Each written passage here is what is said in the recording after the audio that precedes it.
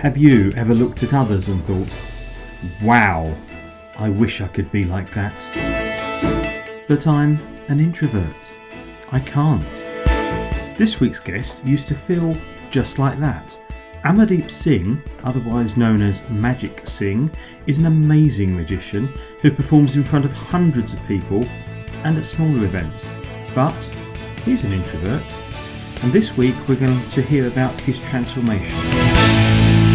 Welcome to Activate Your Introvert, the podcast for entrepreneurs and business leaders to help unlock more productivity and creativity so you get a better business. If you'd like to talk to me about issues raised in this podcast or others relating to introverts, please visit introvertinbusiness.co.uk. Welcome, Amardeep. Would you like to introduce yourself first of all? Hello, John. How are you? You okay? Yeah, I'm good. Thank you. Fantastic stuff. Thank you so much for having me on your podcast.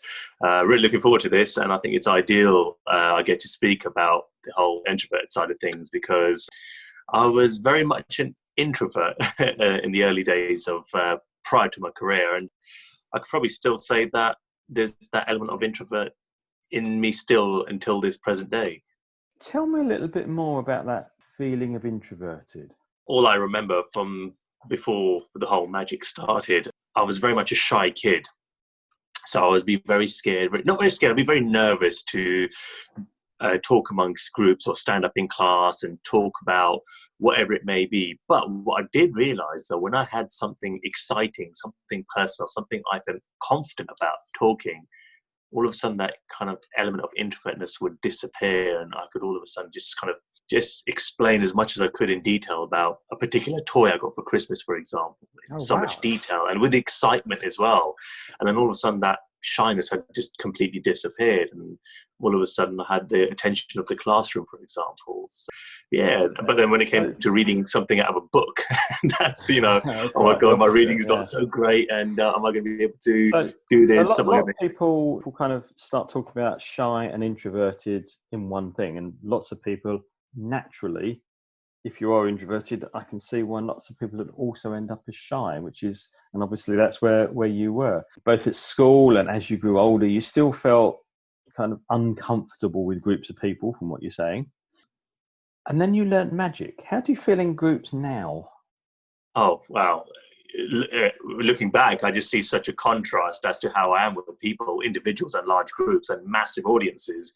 I mean, once I'm put into that situation, I can confidently talk openly about everything and anything in such a way where I'm just comfortable within myself and just not trying to put on this facade. I mean, I remember once upon a time where I was trying to almost put this kind of false kind of personality, and I used to always use the analogy of the magician David Blaine. I used to almost kind of talk like him, thinking if I talk like him, people will think that's cool, that I'm cool. But then it eventually got to a point where I became confident in myself, knew who I was about, understand my personalities, my strengths, my weaknesses, and just accepted for who I am. And then because of that, I was able to talk to from one individual to a large audience with just shared confidence and just with a delight on my face. So first of all, you used to almost wear a cloak, as it were. You put on the persona of David Blaine in a way. Yeah. Then you suddenly realised it's a damn sight easier to be yourself. Oh yeah. And get out and be yourself. How does the magic help with that? Because we met at a wedding, been sitting opposite each other on the table, and it's a bit like when two introverts meet at an event like that. We were kind of perfectly polite and we had bits of conversation, but it was fairly quiet. Later on, you got up and you did your table magic. When you sat down, you were completely different. So how does the magic help you? I think it's a massive confidence booster when it comes to magic. So I remember when I was hooked when I first learned my magic trick. I was absolutely hooked. I thought I've got to learn more of this. I kept learning it and practicing and showing my friends and family. It's almost to kind of get that kind of validation of is this good? Is this amazing? And every time I would get that, oh my God, that's amazing. Or wow, how did you do that? I thought, oh wow, cool. It's like I almost had a superpower. And this just kept developing weekly, monthly, yearly, to a point where I was like, this is brilliant. I feel like almost invincible. I can do anything and people will be amazed by what I do. In a way, I was hiding behind the magic still in the first couple of years, I'd say. But then, like I said, once I came out of my shell and became confident as not having to use the magic, just being able to use the element of the confidence of speaking to people. So there was that transition moment. I can't remember, it was definitely at school. I'd say more kind of towards GCSE A-level sort of time, because that's when I started taking up theatre and psychology and drama studies and things like that. That helped in a massive way as well, because it was all about performing to an audience, acting, method acting, physical acting, all these different types of things we did. And then I didn't have any props to use, so it was just me and my voice. So that helped in a massive way, I do remember, in it being able to speak to an audience and having just that confidence of just being me up on stage. I mean, one could say, oh, but then you're playing a role of someone else when you're acting. But I was, of course, but that also helped me get out of my shell, because you're playing uncomfortable roles. I remember we did kabuki theatre, so it's Japanese theatre, and it's all about the facial expression, the physical stance and things like that. And at first you'd think, oh my God, I'm going to look stupid doing this. But then I just really got into it, because I've done martial arts as well, which is another thing that helped my confidence as well. Then when I was doing all these kabuki kind of theatrical facial expressions and movements, I remember how much kudos and respect I got for this by the teachers and my fellow peer students. And they were like, this is really cool. And when you can almost kind of take the mick out of yourself in a way, you feel far more comfortable in a way, you don't feel so embarrassed or shy in any way. You just think, oh yeah, well, that's what it is. And if you don't accept it, well, tough, this is me. So those things definitely helped me in a massive way. And now having the skill set of magic is there, I mean, I'm now performing to massive audiences, and I just see that the same as just performing to a small group. Nothing is different anymore. It's just, I feel I can connect to people now, rather than just, I'm going to show you a magic trick, watch this, ta-da, it's done. It's not, it's about connecting with people first, building a rapport with an audience, and that has happened over the years. So the learning magic part was a bit like an act, a bit like the David Blaine magic cloak that you put on.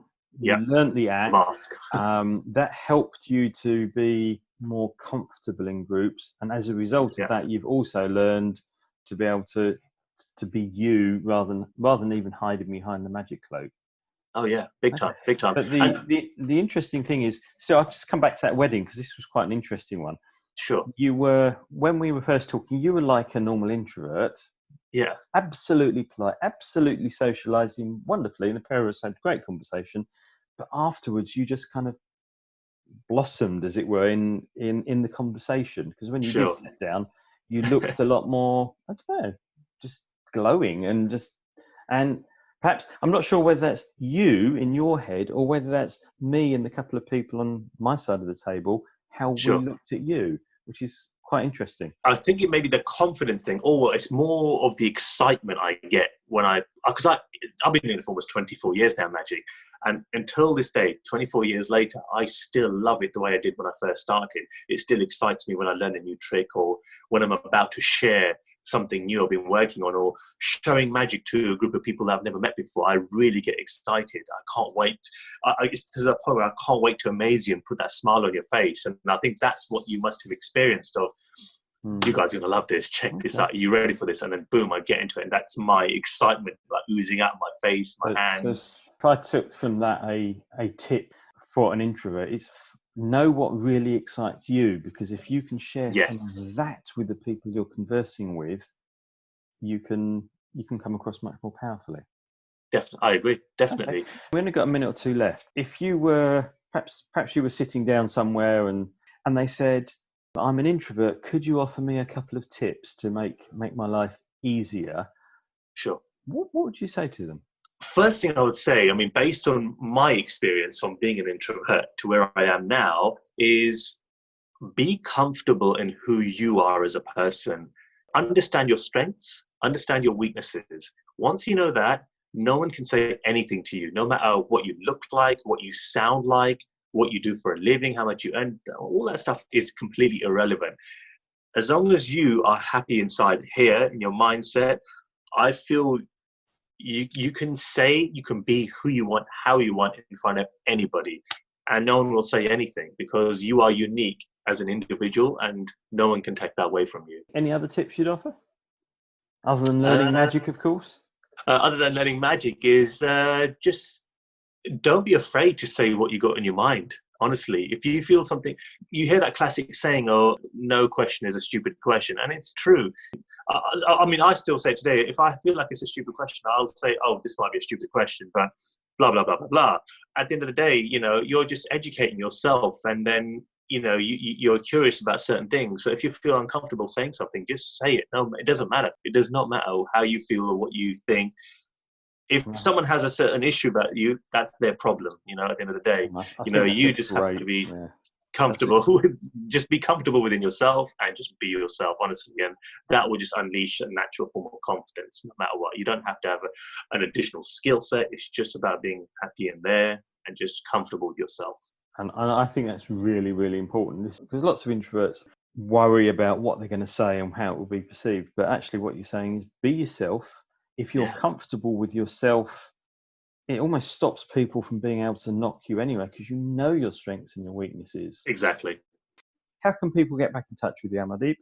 The best place is on my social channels, which would be Instagram, TikTok, if you're on that now, that's really popular, as well as Facebook and YouTube. And all you have to do is search Magic Singh, MAGIC SINGH. That's fantastic. And thank you so much for taking some time out to talk to us today. Really, really appreciate it. Thank you so much, Sean. Appreciate it. Bye-bye now. Bye-bye.